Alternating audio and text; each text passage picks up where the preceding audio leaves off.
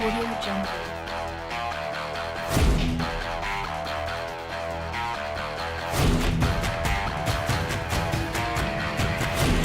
Audio Jungle.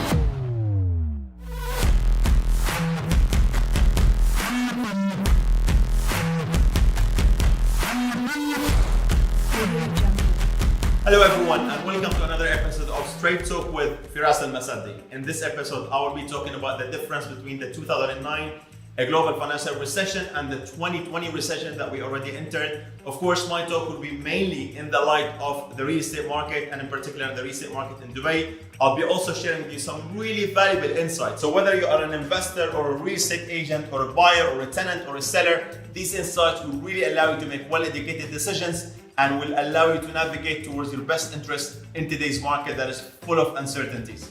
So before I start sharing with you some data and statistics, let me tell you about the main differences between the 2009 financial crisis and the 2020, in the light of the real estate, of course. So 2009 was not just a financial crisis, it was actually real estate crisis because prices were highly inflated, people were overly leveraged as we arrived to the 2009 crisis. To give you an example, in Dubai, some of the apartments that was selling for 4,000 per square foot as off plan, today it's selling for 1,000 per square foot. So when we arrived to the 2009 crisis, if you look at the prices in 2008, you would see that prices were really off the roof.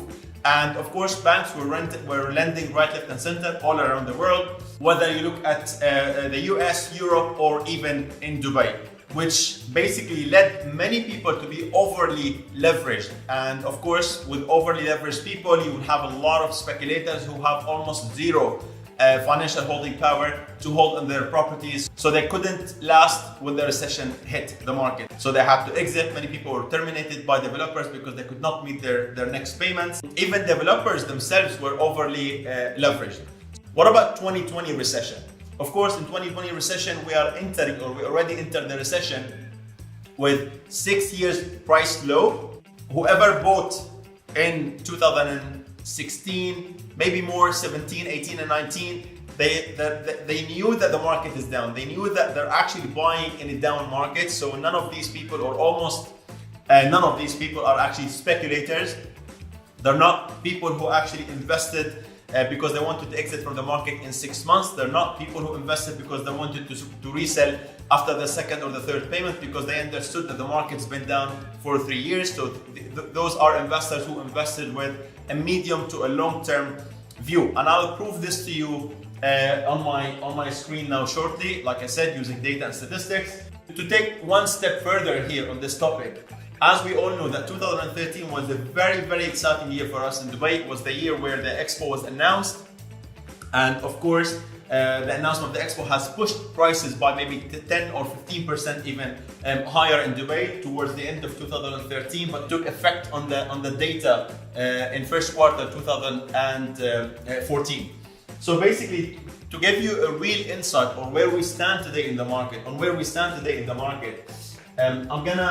I'm gonna be comparing data for ready properties in Dubai. So I'm not factoring any off-plan prices because you know, some developers are selling at decent prices, decent products. Some developers are selling at higher prices than what these properties are worth because they're marketing to people who don't understand the real estate market in Dubai, targeting those people, inexperienced investors. Anyway, that's not our topic. I don't want to lose sight on our focal point here. So I'm considering ready apartments because I believe that this is the real indication, not the off-plan prices. The ready apartments, the prices of ready apartments in Dubai on the secondary market especially, gives us the best indication because this is the real price an end user is willing to spend or to pay for their properties, whether actually rent or sales. So I took ready apartments, the difference between 2013 and 2019. And you will see that I've taken 3 parameters. So one is the number of sales transactions recorded in Dubai Land Department in that year. Number 2, the value of sales transactions recorded in Dubai Land Department. And number 3, the average price per square foot across all of Dubai. Of course, I've taken this across the board in Dubai. So this is a blanket approach on the resale market in Dubai. However, if you invested in any of the Dubai communities and you want to take one step further and understand the data of that particular community, you can visit www.property-trends.com. And you can also download a free mobile application on your iPhone or Samsung. Basically, the application called Fan Properties, and also has the same exact market insights. If you want any further explanation on that, you can also connect with me. You can drop me an email at ceo@famproperties.com.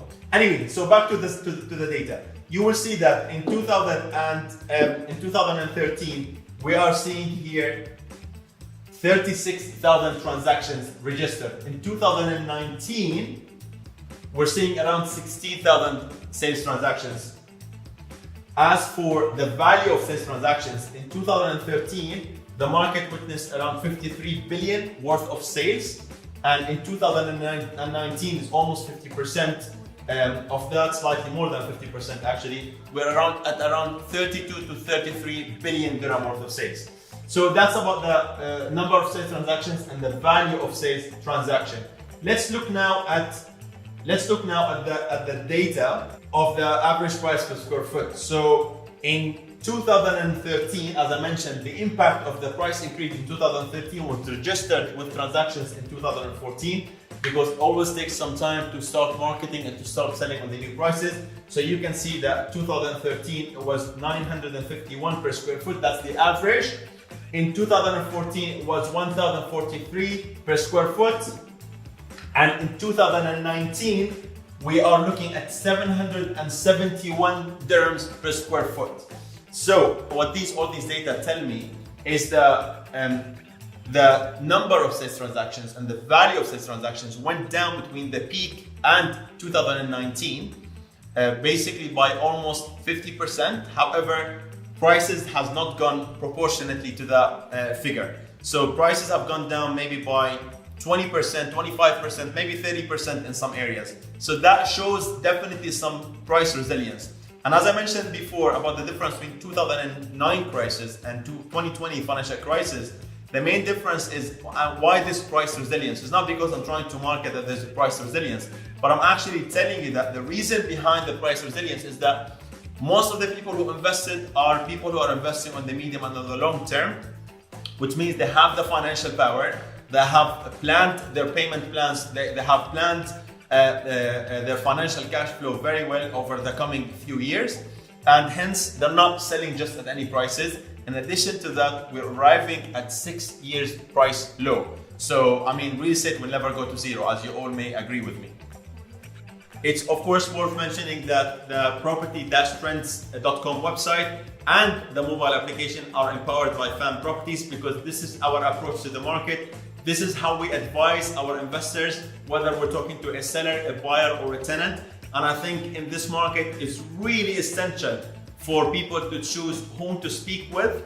And I think during these times that are full of uncertainties, there's no chance for trial and error for investors. So whether you are actually a seller or a buyer, the first thing you need to do is to really need to understand and to qualify the approach of your advisor towards the market. When your advisor is telling you sell at this price or buy at this price or rent at this price, on what basis? You need to ask about what are these fundamentals that got your advisor to believe that this is a true opportunity. The fundamentals always have to be grounded in reality, in numbers, in data and statistics. Otherwise, it's just an opinion. That's how many real estate investors lost so much money in the market, because they just looked at the brochure, they liked the lifestyle images designed and produced by the developer and of course conveyed by agents. They didn't look at the numbers. They either like to deal with a particular agent without looking really at the fundamentals behind their investment decision. I think real estate is one of the safest investments.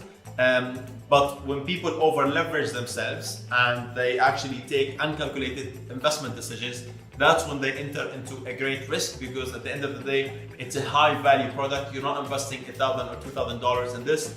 It's actually a product that can be worth multi-million dollars. So I hope that you enjoyed this, and all I can say that please, if you have any comments or questions you would like me to address, you can either email me at ceo@famproperties.com or alternatively, you can leave a comment in the comment section below, and I would love to address and answer all your questions. Thank you so much for watching, and stay tuned for much more to come.